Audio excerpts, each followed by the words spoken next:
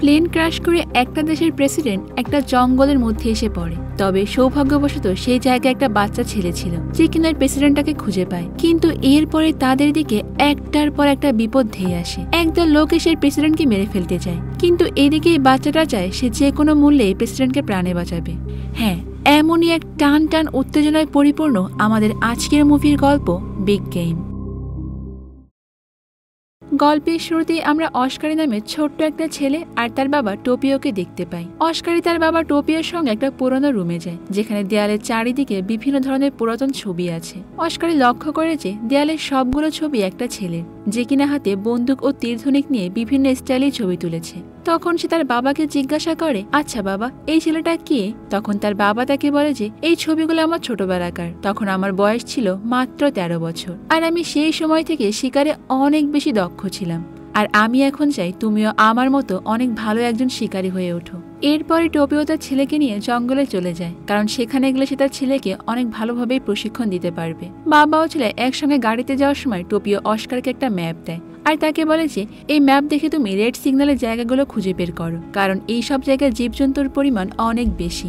আমরা সেখানেই যাব, কারণ ওই জায়গায় যাওয়ার পরে আমরা অনেক শিকার করতে পারবো, আর এতে করে তোমার অনেক ভালো প্র্যাকটিসও হবে। টোপিওর সাথে করে তার অনেক সহযোগীকেও নিয়ে যায়। কাঙ্ক্ষিত জায়গায় পৌঁছানোর পরে তারা প্রথমে একটা থাকার জন্য ক্যাম্প তৈরি করে। তাদের ভেতর থেকে একজন সিনিয়র সহযোগী মুক্ত আকাশের দিকে একটা গুলি ফায়ার করে, আর এতে করে সেখানে থাকা সবাই চুপচাপ এক জায়গায় এসে দাঁড়িয়ে যায়। তখন সেই সহযোগী সবাইকে উদ্দেশ্য করে বলে যে আমরা এখানে এসেছি শুধুমাত্র শিকার করার জন্য, আর এখন থেকে আমাদের টার্গেট শুরু হচ্ছে। ক্যাম্প তৈরি করার পর টোপিও প্রথমে তার ছেলেকে একটা গাড়ি দিয়ে সেটাকে চালাতে বলে। অস্কারি অনেক চেষ্টা করার পর গাড়িটা চালাতে পারে না, তাই সে না পেরে পায়ে হেঁটেই পাহাড়ের চূড়ায় উঠে পড়ে। সেখানে তাকে একটা তীর ধনুক দিয়ে সেটাকে ফায়ার করতে বলা হয়, কিন্তু সে এটাতেও ব্যর্থ হয়। অস্কারি অনেক চেষ্টা করতে শুরু করে তীর ধনুককে কন্ট্রোল করার, কিন্তু সে কিছুতেই পারে না। এইসব দেখে টোপিও সহকর্মীরা অস্কারির উপরে অনেক বিরক্ত হয়ে যায়। তারপর তারা টোপিওকে বলে যে তোমার ছেলে এখনো অনেক ছোট, তার দ্বারা এইসব কাজ হবে না, বরং তার জন্য এই জায়গায় থাকা অনেক বেশি রিস্ক হয়ে যায়। এর থেকে ভালো তুমি তোমার ছেলেকে বাড়িতে রেখে আসো। তাদের এসব কথা টোপিও কিছুতেই মেনে নেয় না। সে তাদেরকে বুঝিয়ে বলে যে প্রথমে তো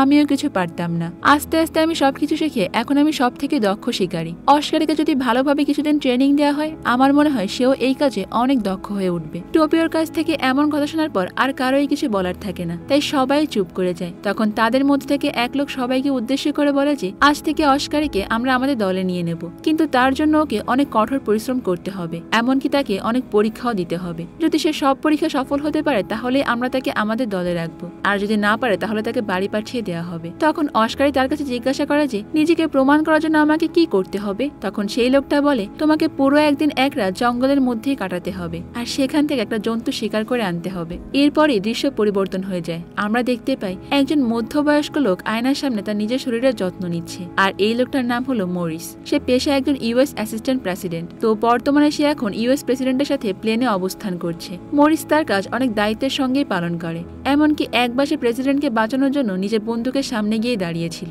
আর এতে করে বন্দুক থেকে সোজা গুলি বেরিয়ে তার বুকেই লেগে যায়, আর এই কারণে তাকে এখনো ওষুধ খেয়ে যেতে হয়। ডাক্তার তাকে বলেছিল এখনো তার লাইফ রিস্ক রয়েছে, এমনকি সে কতদিন এভাবে বাঁচতে পারবে এটাও কেউ জানে না। মরিস রেডভিয়ের প্রেসিডেন্টের কাছে গিয়ে তাকে জানায় যে আমরা আর কিছুক্ষণের মধ্যেই ফিনল্যান্ডের রাজধানী হেলসিনকিতে পৌঁছে যাব, আর তারপর সেখানে পৌঁছানোর পর একটা প্রেস মিটিং এ অ্যাটেন্ড করব।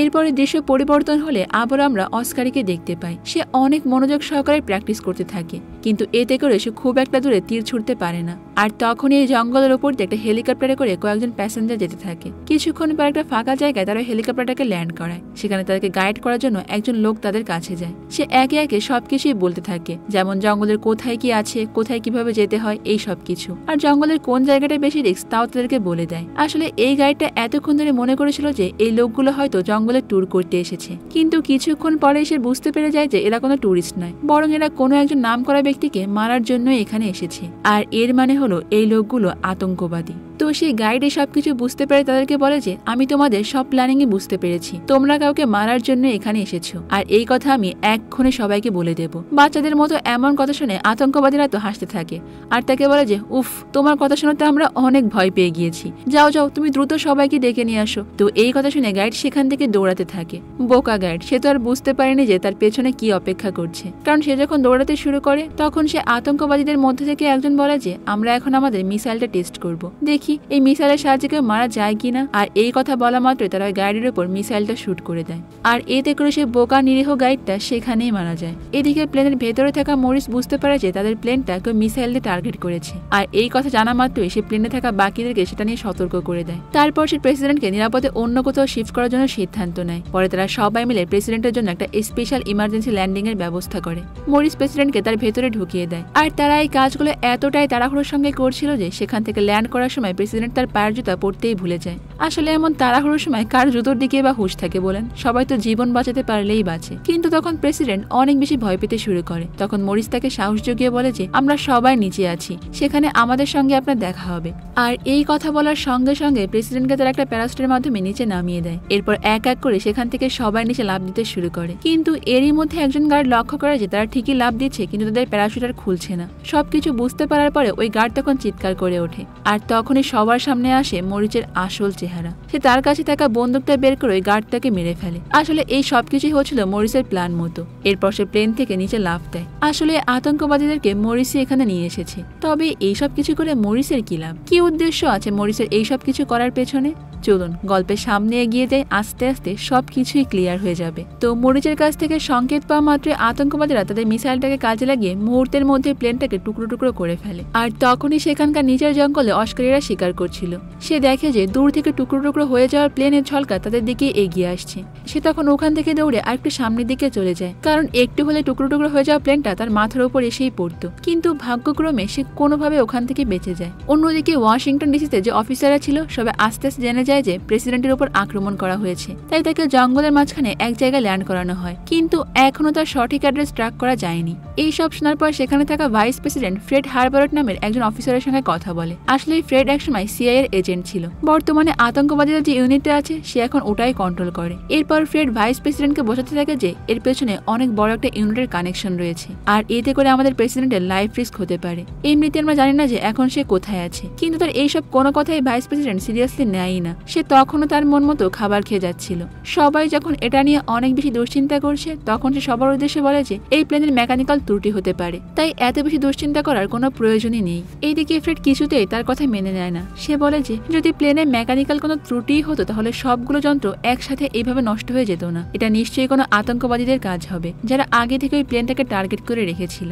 তখন সে সবার উদ্দেশ্যে বলে যে আমাদেরকে যে করে হোক প্রেসিডেন্টকে সবার আগেই ফিরিয়ে আনতে হবে। অন্যদিকে আমরা জঙ্গলের মধ্যে দৃশ্য দেখতে পাই। মরিসের প্যারাশুটটা একটা গাছের সঙ্গে আটকে গিয়েছে। সে কোনো রকম সেখান থেকে নিজেকে ছাড়িয়ে বাইরে নিয়ে আসে। সে অনেক চেষ্টা করে তার দলের বাকিদের সঙ্গে যোগাযোগ করার, কিন্তু কোনো নেটওয়ার্ক না থাকার কারণে সে ওটাও করতে পারছিল না। অন্যদিকে অস্কারি দূরে একটা বক্স দেখতে পায়। সে ভাবে যে এটা হয়তো ভূতের সিনেমার মতো কোনো কিছু হবে একটা, তাই সে আস্তে আস্তে বিষয়টা দেখার জন্য এগোতে শুরু করে। বক্সটার কাছে যাওয়ার পর অস্কারি বক্সের ভেতর একটা মানুষকে দেখতে পায়। ভেতর থেকে প্রেসিডেন্ট জানালার আগে একটা কোড লিখে দেয়, যাতে করে অস্কারি সেই কোডটা দিয়ে বাইরে থেকে বক্সের লকটা খুলতে পারে।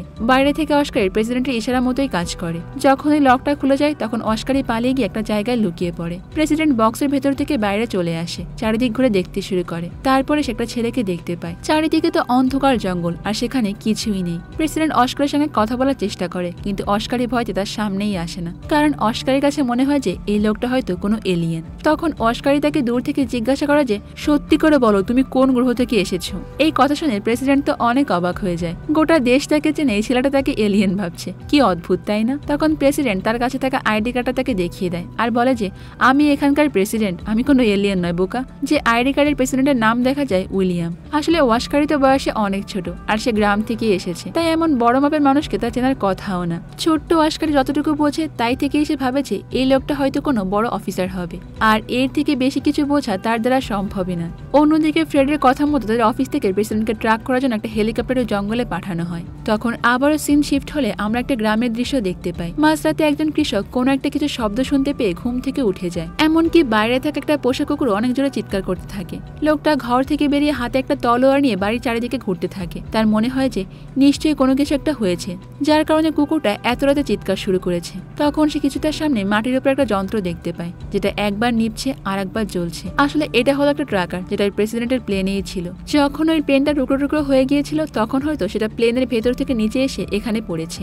আর এই ট্রাকারের সাহায্যে ফ্রেড তার অফিস থেকে সেখানকার চিত্রটা দেখতে পারবে। তো কিছুক্ষণের মধ্যে ফ্রেডের পাঠানো হেলিকপ্টারটা সেই গ্রামের ভেতরে লোকটার বাড়ির কাছে চলে যায়, কারণ তারা লোকেশন ট্র্যাক করে ওই জায়গাটাকেই খুঁজে বের করেছে। কিন্তু সেখানে যাওয়ার পর তারা দেখতে পায় যে প্রেসিডেন্ট সেখানে নেই, অর্থাৎ তাদের এই পরিকল্পনা পুরোপুরি ব্যর্থ হয়ে যায়। তারা অনেক চেষ্টা করে এই জায়গাটাকে খুঁজে বের করেছে, কিন্তু এতেও তাদের কোনো লাভই হয় না। তো এতে করে ওয়াশিংটনের অফিস থেকে সবাই অনেক বেশি চিন্তায় পড়ে যায়, কারণ তাদের হাতে প্রেসিডেন্টকে বাঁচানোর জন্য আর কোনো রাস্তাই নেই। এরপরে আমরা দেখতে পাই মাঝরাতে জঙ্গলের ভেতরে মরিস তার দলের বাকিদের সঙ্গে দেখা করে। তারপর সে সবাইকে নিয়ে ওই বক্সটার কাছে যায় যেখানে সে প্রেসিডেন্টকে বন্দি করে রেখেছিল। কিন্তু অবাক করা বিষয় হলো, সেখানে যাওয়ার পর ওই বক্সের দরজাটা খুলে সে প্রেসিডেন্টকে আর খুঁজে পায় না। আর তখন সে মাটিতে একটা জুতার ছাপ দেখতে পায়। তখন মনে হয় যে নিশ্চয়ই কেউ এসে প্রেসিডেন্টকে এখান থেকে বের করে নিয়ে গিয়েছে, কারণ প্রেসিডেন্ট যখন এসেছিল তখন তার পায়ে কোনো জুতো ছিল না। আর এটা দেখার পর তার মাথায় যেন একেবারে রক্ত উঠে যায়।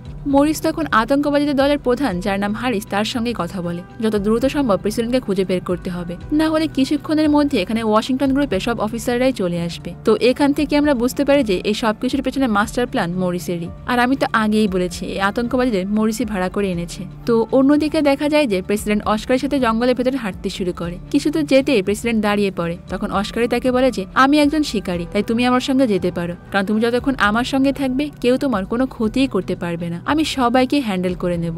একটা ছোট্ট বাচ্চার কাছে এমন কথা শুনে প্রেসিডেন্ট কিছুটা অবাক হয়ে যায়, কিন্তু এখানে তার কিছুই করার নেই। কোনো উপায় না পেয়ে সে অস্কারের সঙ্গে যেতে শুরু করে। এরপর অস্কারের প্রেসিডেন্টকে তার গাড়িতে উঠিয়ে সেখান থেকে চলে যায়। অস্কারীকে তার বাবা যে ম্যাপটা দিয়েছিল সেখানে থাকা সব থেকে উঁচু পাহাড়ে সে প্রেসিডেন্টকে নিয়ে চলে যায়। উঁচু পাহাড়ের চূড়ায় গিয়ে প্রথমে অস্কারের থাকার জন্য একটা ক্যাম্প তৈরি করে। তারপর সেখানে আগুন জ্বালিয়ে জায়গাটা বসবাসের যোগ্য করে তোলে। তখন প্রেসিডেন্ট তার কাছে থাকা কিছু খাবার বের করে তাকে খেতে দেয়। এরপর তারা দুইজন সেখানে একসঙ্গে বসেই খাওয়া দাওয়া করে। প্রেসিডেন্ট তার কাছে জিজ্ঞাসা করে যে তুমি তো অনেক ছোট, তাহলে এত অল্প বয়সে কোনো শিকার করার জন্য এমন উঠে পড়ে লেগেছো? তখন অস্কারী তাকে বলে যে আমাদের গ্রামে একটা রুলস আছে, যদি কেউ শিকারী হতে চায় তাহলে তাকে প্রথমে একাই শিকার করতে হবে, আর তা না হলে সে কখনোই শিকারী হতে পারবে না। প্রেসিডেন্ট বুঝতে পারে যে বাচ্চাটা ছোট হলো তার অনেক বুদ্ধি এবং অনেক সাহস। আর এরপর রাতের বেলায় তারা দুইজন সেখানেই ঘুমিয়ে পড়ে। পরের দিন সকালে ভাল্লুকের ডাকে প্রেসিডেন্টের ঘুম ভেঙে যায়। সে থাড়মড়ি দিয়ে ঘুম থেকে উঠে দেখে যেটা কোনো ভাল্লুক নয়, অস্কারী তার মুখ থেকে এমন শব্দ বের করছে। প্রেসিডেন্টের একটাই পায়ে জুতোটা ছিল, অস্কারী সেটাকে ছুঁড়ে ফেলে দেয় আর তাকে বলে যে শিকার করতে হলে খালি পায়ে হাঁটতে শিখতে হবে, কারণ পায়ে জুতো থাকলে শব্দ বেশি হয়। এদিকে সারা রাত ধরে মরিস প্রেসিডেন্টকে খুঁজতে থাকে। এরপরও সে তাকে কোথাও খুঁজে পায় না। কিছুদূর হাঁটার পর তারা সে উঁচু পাহাড়ের কাছে গিয়ে পৌঁছায়। আর সেখানে যাওয়ার পর মরিস এবং তার দলের বাকিরা ওয়াস্কারের সে ভয়ঙ্কর ভাল্লুকের ডাক শুনতে পায়। এদিকে ওয়াস্কারী তার ম্যাপে থাকা সে লাল ক্রস দেওয়া জায়গায় শিকার করার জন্য পৌঁছে যায়, যেখানে যাওয়ার পর অস্কারী প্রথমে একটা ফ্রিজার দেখতে পায়। অস্কারী আস্তে আস্তে হেঁটে সেই ফ্রিজারের কাছে যায়, আর তারপর সেটাকে খুলে দেখে যে এটার ভেতরে কেটে রাখা হরিণের মাথা আছে। আশেপাশে টাটকা রক্ত দেখে সে বুঝতে পারে যে কিছুক্ষণ আগে হয়তো কেউ একটা হরিণ শিকার করে মাথাটাকে এখানে রেখে গিয়েছে। আর তারপরে সে কাটা হরিণের মাথার পাশে ছোট্ট একটা কাগজও দেখতে পায়। অস্কারী কাগজটা হাতে তুলে নেয়, আর সেখানে লেখা আছে হ্যাপি বার্থডে। এর মানে হলো তার আজকে জন্মদিন, তার বাবা তাকে শিকারটা গিফট করেছে। অন্যদিকে প্রেসিডেন্ট হাঁটতে হাঁটতে সে পাহাড়ের আরো উঁচুতে গিয়ে পৌঁছায়। সেখানে যাওয়ার পর সে দেখতে পায় যে একজন অফিসার রক্তাক্ত অবস্থায় সেখানে পড়ে আছে। সে অফিসারের কাছে যাওয়ার পর বুঝতে পারে যে লোকটা আর বেঁচে নেই। তখন সে লক্ষ্য করে যে তার পাশে থাকা প্যারাসুটটা ঠিকই তার কাছে আছে, কিন্তু সেটা আর ওড়েনি। আর এর মানে হলো কেউ এটা ইচ্ছাকৃতভাবেই করেছে। আর তখনই প্রেসিডেন্ট দূরে মরিসকে দেখতে পায়। সে তার দলবলকে নিয়ে চারিদিকে তাকেই খুঁজছিল। এই সব দেখার পর প্রেসিডেন্ট খুব ভালো করে বুঝতে পারে যে মরিস তাকে ঠকিয়েছে, আর এই সব কিছু মরিসের আগে থেকেই প্ল্যান করা ছিল। আর তাই প্রেসিডেন্ট সেখান থেকে ভয় পেয়ে দৌড়াতে দৌড়াতে অস্কারীর কাছে গিয়েই পৌঁছায়। কিন্তু সেখানে যাওয়ার পর প্রেসিডেন্ট দেখতে পায় যে অস্কারী মন খারাপ করেই বসে আছে। তখন প্রেসিডেন্ট অস্কারীর কাছে জিজ্ঞাসা করে যে তুমি মন খারাপ করে আছো কেন, কি হয়েছে তোমার? অস্কারী তখন তাকে বলে আমার বাবা নিজে একটা শিকার করে আমার জন্য রেখে গিয়েছে, তার মানে হলো আমার বাবা নিজেই মনে করে যে আমার দ্বারা কিছুই হবে না। তখন প্রেসিডেন্ট তাকে বলে যে তুমি এটা নিয়ে মন খারাপ করো না, তোমার বাবা তোমার ভালোর জন্যই এমনটা করেছে, কারণ সে তোমাকে অনেক ভালোবাসে। আর এমনিতেই তোমার এত অল্প বয়সে স্বীকার করা উচিত নয়। যত দ্রুত সম্ভব তুমি এখান থেকে চলে যাও, কারণ এখানে থাকা আমাদের জন্য একেবারে নিরাপদ নয়। এরপরের প্রেসিডেন্ট মরিসের ব্যাপারে সবকিছু অস্কারের সঙ্গে শেয়ার করে। আর যখনই তারা দুইজন এখান থেকে উঠে পালিয়ে যেতে যাবে, ঠিক তখনই বন্দুক হাতে মরিস সেখানে চলে আসে। সেই কারণে তারা দুইজন আর ওখান থেকে পালাতে পারে না। এই দৃশ্য দেখার পর অস্কার তার তীর ধনুক নিয়ে মরিসের সামনে গিয়ে দাঁড়ায়, কিন্তু এতে কোনো লাভ হয় না। কারণ অস্কারি তো এখনো ভালো করে তীর ধনুক চালাতেই পারে না। এরপর মরিসের সাথে প্রেসিডেন্টের মারামারি লেগে যায়। এর মধ্যে দিয়ে প্রেসিডেন্ট বারবার অস্কারিকে সেখান থেকে চলে যেতে বলে। প্রেসিডেন্টের কথা মতো অস্কারি সেখান থেকে চলে যায় আর কিছুক্ষণের ভেতরে সেখানে আতঙ্কবাদীরা চলে আসে। এরই মধ্যে ওয়াশিংটন গ্রুপের সব অফিসাররা প্রেসিডেন্টের অ্যাড্রেস ট্র্যাক করে ফেলে। তারা এটাও বুঝতে পারে যে ইতোমধ্যে সেখানে আতঙ্কবাদী দল পৌঁছে গিয়েছে। তারা যদি এখান থেকে প্রেসিডেন্টকে বাঁচানোর জন্য যায় তবুও তারা তাকে ধরতে পারবে না, কারণ তার আগেই মরিস এবং তার দলবল মিলে প্রেসিডেন্টকে নিয়ে সেখান থেকে অন্য কোথাও চলে যাবে। এদিকে মরিস তার পাশে থাকা সেই ফ্রিজারটাকে দেখতে পায়, তাই সে প্রেসিডেন্টকে ফ্রিজারের ভেতরে করে নিয়ে যাওয়ার সিদ্ধান্ত নেয়। আর এই সব কিছু দূরে দাঁড়িয়ে অস্কারি দেখতে থাকে। তার মনে পড়ে যায় যে সে প্রেসিডেন্টকে কথা দিয়েছিল সে তাকে বাঁচাবে, আর তাই এখন যে করে হোক তাকে প্রেসিডেন্টকে বাঁচাতে হবে। মরিস যখন ফ্রিজারটা হেলিকপ্টারের সঙ্গে আটকে নিয়ে সেখান থেকে চলে যেতে চায়, ঠিক তখনই অস্কারি তার বাবা ছোটবেলার সব ছবি মনে করতে থাকে। তাই সে সাহস করে লাফিয়ে হেলিকপ্টারের সঙ্গে ঝুলে পড়ে, যেটা আবার হেলিকপ্টারের ভেতরে থাকা সবাই দেখতে পেয়ে যায়। তারপরে মরিস এবং বাকিরা বুদ্ধি করে হেলিকপ্টারটাকে জঙ্গলের একেবারে নিচতে নিয়ে যেতে শুরু করে, যাতে করে গাছে আঘাত লেগে ছেলেটা নিচে পড়ে যায়। এমনকি তারা অস্কারের দিকে গুলি করতেও শুরু করে। কিন্তু অবাক করা বিষয় হলো অস্কারের এতে তেমন কিছুই হয় না। তাকে দেখে মনে হচ্ছে যে সে অনেক বড় একজন শিকারী।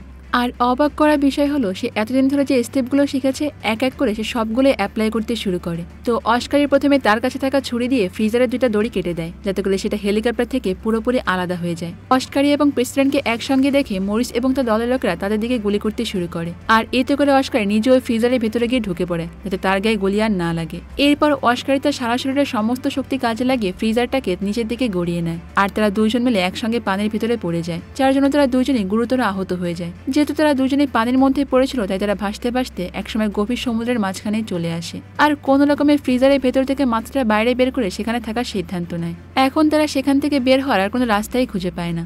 তখন প্রেসিডেন্ট খেয়াল করে যে তাদের প্লেনটা পড়ে গিয়ে সমুদ্রের মাঝখানে এসেই পড়েছে। আর তখন তার মনে পড়ে যে এই প্লেনের ভেতরে একটা গোপন সিট আছে, যার সাহায্যে তারা এখান থেকে বাইরে বের হয়ে যেতে পারবে। তাই তারা ধীরে ধীরে ওই প্লেনের দিকে এগিয়ে যায়। অন্যদিকে দেখা যায় যে ওয়াশিংটন গ্রুপের অফিসার ফ্রেড লুকিয়ে লুকিয়ে কাউকে একটা মেসেজ করছে। আর এদিকে সে আতঙ্কবাদীদের ভেতর থেকে একজনের ফোনে অপরিচিত নাম্বার থেকে একটা মেসেজ আসে, যেখানে লেখা ছিল যে তাকে যত দ্রুত সম্ভব মেরে ফেলো। আর এর থেকে বোঝা যায় যে ফ্রেড ওই চক্রের সঙ্গে জড়িত। তার মানে সবাই মিলে একটা টিম তৈরি করেছে প্রেসিডেন্টকে মেরে ফেলার জন্য। তো কিছুক্ষণ পরে অস্কারি এবং প্রেসিডেন্ট সেই প্লেনের ভিতর প্রবেশ করে। আর এরই মধ্যে প্লেনের ছাদ ভেঙে সেখানে হারিস চলে আসে, কারণ কিছুক্ষণ আগে তার কাছে একটা লোকেশনের মেসেজ পাঠানো হয়েছিল। আর সেই লোকেশন অনুযায়ী এখানে এসেই পৌঁছায়। এখানে আসার সময় হারিস অনেক ভয়ঙ্কর একটা বোমা নিয়ে এসেছিল, যেটা সে এখানে আসার পরেই ফিট করে দেয়। আর ওই বোমাটা 5 মিনিটের মধ্যেই ব্লাস্ট হয়ে প্লেনটাকে উড়িয়ে নিয়ে যাবে। এতে করে অস্কার এবং প্রেসিডেন্ট দুইজনেই সেখানে মারা যাবে। সে যে দড়ি দিয়ে এখানে পৌঁছেছিল আবারও সেটা দিয়ে উপরে উঠতে যায়। সে মরিসকে বলে যে আমার কাজ হয়ে গিয়েছে, এবার আমাকে উপরে তুলে নাও। কিন্তু মরিস তাকে আর উপরে উঠে নিয়ে আসে না। আসলে মরিস তখন হারিসের সঙ্গে বিশ্বাসঘাতকতা করেছে, তাই আর কোনো উপায় না পেয়ে প্লেনের ভিতরে হারিস প্রেসিডেন্টের সঙ্গে মারামারি করতে শুরু করে। কিছুক্ষণের মধ্যেই তাদের মারামারি চরম পর্যায়ে পৌঁছে যায়। আর তখনই প্রেসিডেন্টকে বাঁচানোর জন্য অস্কার তার পাশে থাকা একটা অস্ত্র দিয়ে হারিসের মাথায় আঘাত করে। আর এরপরে হারিস তার কাছে থাকা বন্দুকটা বের করে তাদের দিকে গুলি করতে যায়। আর তখন প্রেসিডেন্ট তার পা দিয়ে হারিসের কাছে থাকা বন্দুকটা ফেলে দেয়। উল্টো নিজেই বন্দুক নিয়ে প্রথমবারের মতো প্রেসিডেন্ট সবগুলো গুলি হারিসের বুকেই করে দেয়। আর এতে করে হারিস সেখানেই মারা যায়। আসলে বিশ্বাসঘাতকতার শাস্তি এরকমই হওয়া উচিত। তো তখনই প্রেসিডেন্ট লক্ষ্য করে যে তাদের প্লেনে থাকা বোমাটা ফাটতে আর মাত্র 1 মিনিট বাকি আছে। তাই সে অস্কারকে নিয়ে দ্রুত সেই সিটে বসে পড়ে। আর তাদের প্লেনটা তখন পানির ভেতর থেকে উপরে উঠে যায়। অন্যদিকে তখনও মরিস হেলিকপ্টারে করে তাদেরকে টার্গেট করে যাচ্ছিল। আর এই প্রথমবার অস্কার তার নিশানা ঠিক রেখে মরিসের দিকে তীর ধনুক মারে। অল্প একটু আঘাতে মরিস সেখান থেকে নিচে পড়ে যায়। যেহেতু তার বুকে আগে থেকে গুলির আঘাতের ক্ষত ছিল, তাই এমন সামান্য আঘাতেই সে ওখানেই মারা যায়। আর তখনই নিচে থাকা বোমাটা বিশাল আওয়াজ করে ব্লাস্ট হয়ে যায়। অন্যদিকে অস্কারের বা টোপিও ও বাকিরা তার জন্য অপেক্ষা করতে থাকে। তার তো আগেই ফিরে আসার কথা, কিন্তু এখনো সে আসছে না। এই সব কিছু নিয়ে তারা অনেক দুশ্চিন্তা করতে থাকে। তার উপর আবার এই বোমার আওয়াজ শুনে তারা অনেক বেশি চিন্তায় পড়ে যায়। ইতিমধ্যে সেখানে অনেকগুলো পুলিশ তাদেরকে চারিদিক থেকে আটকে ফেলে, কিন্তু এই পুলিশগুলোকে দেখে তারা কিছুই বুঝতে পারে না। যেহেতু তাদের হাতে বন্দুক আছে তাই তারা পুলিশদের কথা শুনতে বাধ্য। অন্যদিকে ওয়াশিংটনের সবাই মনে করে যে এই বোম ব্লাস্টের কারণে হয়তো তাদের প্রেসিডেন্ট আর বেঁচে নেই। আর এই ঘটনার পর থেকে ভাইস প্রেসিডেন্ট মনে করতে থাকে যে তাহলে হয়তো এবার সেই প্রেসিডেন্ট হয়ে যাবে। এদিকে টোপিও লক্ষ্য করে যে আকাশ থেকে 2টা প্যারাসুট নিচের দিকে এসেই পড়ছে। প্যারাসুট দুটি একেবারে নিচে আসার পর সে দেখতে পায় যে এদের ভেতরে একজন অচেনা ব্যক্তি আর একজন তার ছেলে অস্কারি। তো বাবাকে দেখা মাত্র অস্কারি তাকে জড়িয়ে ধরে আর প্রেসিডেন্টের সঙ্গে তার বাবার পরিচয় করিয়ে দেয়। তখন প্রেসিডেন্ট টোপিওকে বলে যে আমি জানি না আপনার ছেলে কত বড় শিকারী বা সে কতদিন ধরে এইসব কাজ করছে, কিন্তু আমি এই 2 দিনে যেটা দেখেছি সে অনেক বেশি বুদ্ধিমান এবং দক্ষ একজন শিকারী। এরপর সে প্রেসিডেন্ট সেখানকার পুলিশদেরকে বলে যে এদের কোনো দোষী নেই, এদের সবাইকেই ছেড়ে দেন। তো এরপরে সে খবর সেখানকার পুলিশরা ওয়াশিংটনে পাঠিয়ে দেয়, যেখানে বলা হয় যে তাদের প্রেসিডেন্ট একেবারে সুস্থ অবস্থায় বেঁচে আছে। এই কথা শোনার পর সবাই অনেক বেশি খুশি হলো। ফ্রেড এবং ভাইস প্রেসিডেন্ট কিছুতেই খুশি হতে পারে না, কারণ এতে করে তাদের ইচ্ছাটা আর পূরণ হলো না। কারণ ফ্রেড তো প্রেসিডেন্টকে মেরে ফেলতে চেয়েছিল, আর ভাইস প্রেসিডেন্ট নিজেই প্রেসিডেন্ট হতে চেয়েছিল।